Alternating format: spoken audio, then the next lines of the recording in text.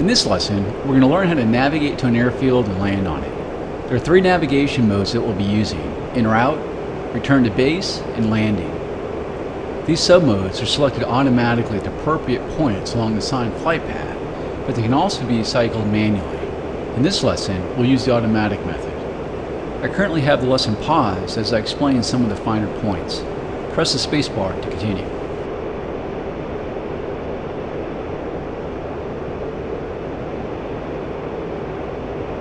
What we'll learn in this lesson is how to navigate to a waypoint using en route mode, switch to return mode automatically, and then switch to landing mode automatically. We are currently in en route mode, as indicated in the bottom left corner of the HUD. This mode allows us to fly from waypoint to waypoint in sequence automatically, as we did in the previous navigation lesson. However, in this lesson, we'll try the manual selection. Press the spacebar to continue.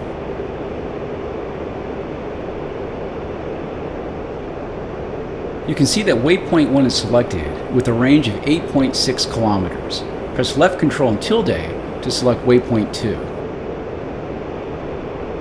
You can see that waypoint 2 is 15.5 kilometers from us. As we learned in the prior lesson, we can see the direct heading to the waypoint is indicated by the yellow arrow on the HSI, and the twin white arrows indicate our path to fly the course line. Directly above the HSI is the Attitude Director Indicator, or ADI. This is a sphere with one hemisphere white and one hemisphere black. In the center of the ADI is a white aircraft symbol. This aircraft symbol stays stationary in pitch, but will rotate as you maneuver and roll. The ADI ball will move in pitch in relation to the aircraft symbol. When the aircraft symbol center is over black, your nose is below the horizon. If the aircraft symbol center is over white, your nose is pointing above the horizon. Press the spacebar to continue.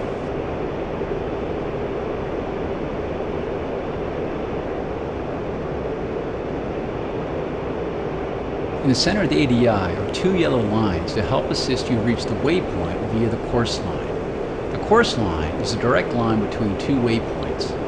The vertical line indicates your required azimuth steering to reach and maintain the course line. When the yellow vertical line is centered on the ADI, you are flying on or to the course line. If the vertical line is off to either side, put your stick in that direction until the vertical line centers on the ADI and adjust your roll to keep it centered. The yellow horizontal line indicates your elevation course steering. When centered on the ADI, you are flying at or to the set course altitude for that waypoint. If the yellow line is on the lower half of the ADI, push the stick forward until the yellow horizontal line centers on the ADI and adjust pitch to keep it centered. Conversely, if the yellow horizontal line is above the center line of the ADI, pull back on the stick until the line centers. Along the top and left side of the ADI are your heading and elevation deviation scales. The more the lines are from center, the greater you are off the direct path to reach the waypoint. Let's practice this as we fly to waypoint 2. I will unpause the lesson when you press the spacebar. You will first need to intercept the course line between waypoints 1 and 2. Note that the ADI steering bars and the HUD navigation circle provide us the same information. Fly the aircraft to center the ADI steering bars by adjusting the pitch and roll to keep the bars centered on the ADI. Or you can fly to keep the navigation circle on the HUD in the very center of the pitch and bank indicator. The choice is yours. Also remember that the assigned airspeed and altitude for the waypoint are indicated as smaller digits above your current airspeed and altitude. Fly to waypoint 2.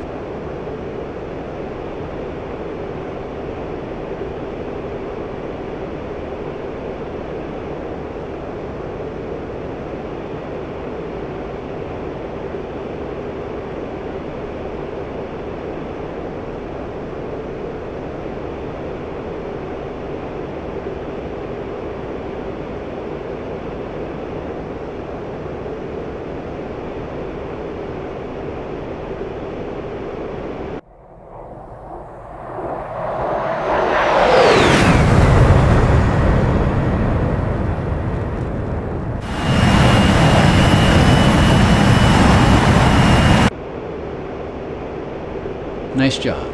As you may have noticed, Waypoint automatically cycled to Waypoint 3. Go ahead and fly to Waypoint 3 along the course line maintain a speed of around 400 kilometers per hour.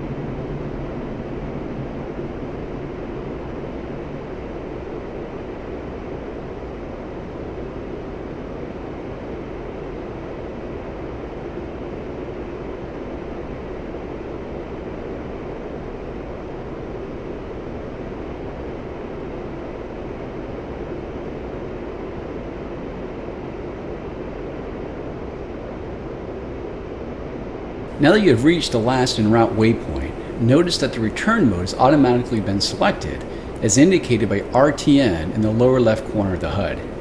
Your navigation steering will now provide you steering to intercept the instrument and landing system beams at the proper heading and altitude. Fly the assigned return navigation.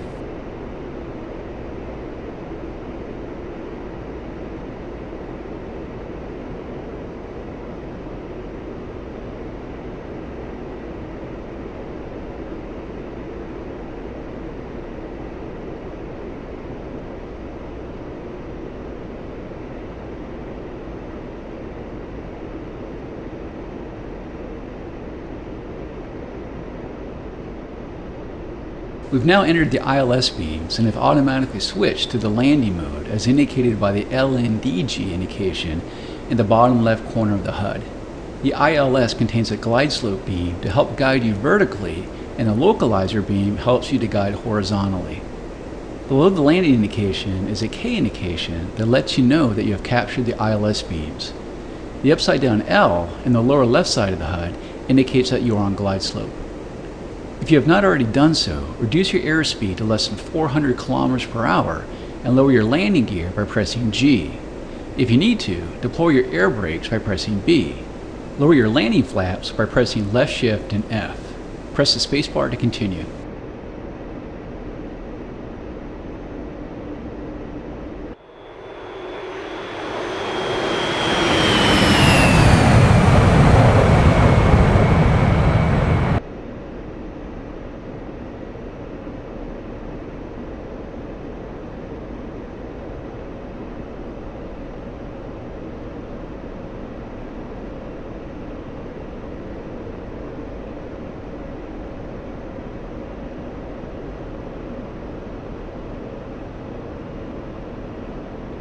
Also in the HUD are a large and small circle. The large circle is your director circle. As in other modes, fly the aircraft to center of the circle inside the pitch and roll indicator in the center of the HUD. The smaller circle is your glide slope error circle. Like the director circle, you want to center this in the pitch and roll indicator. If the director circle is above the roll and pitch indicator, you are too high, and conversely, if it is below the roll and pitch indicator. If the director circle is left of the center and pitch and roll indicator, it means you are left of the localizer beam, and conversely, if it is right of the roll and pitch indicator.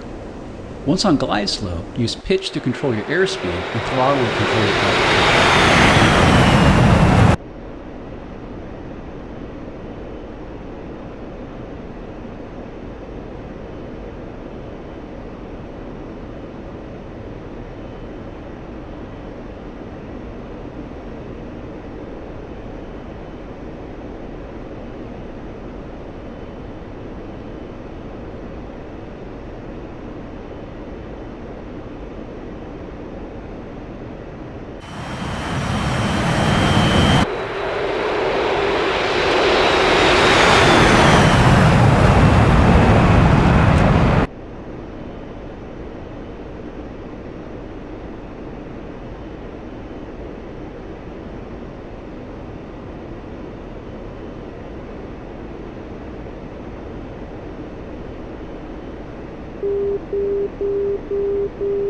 You've just passed the outer marker beacon, and your airspeed should be between 290 and 310 kilometers per hour and on glide slope.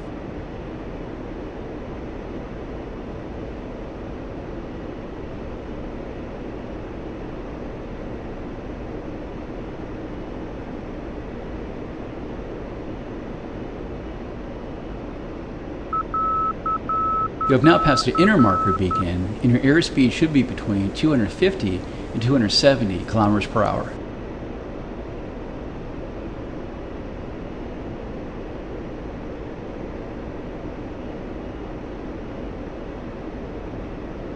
You just passed the runway threshold. When the radar altimeter indicates 5 meters, reduce the throttle to idle and flare the nose such that the sink rate, as indicated on the right side of the HUD, is between 1 and 2 meters per second.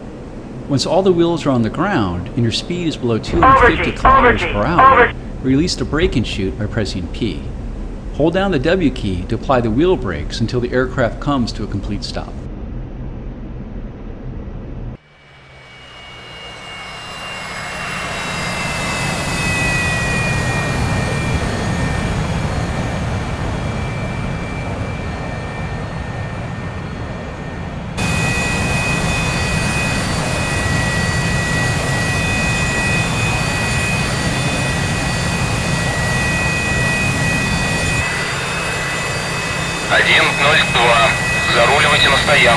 It looks like you got her down.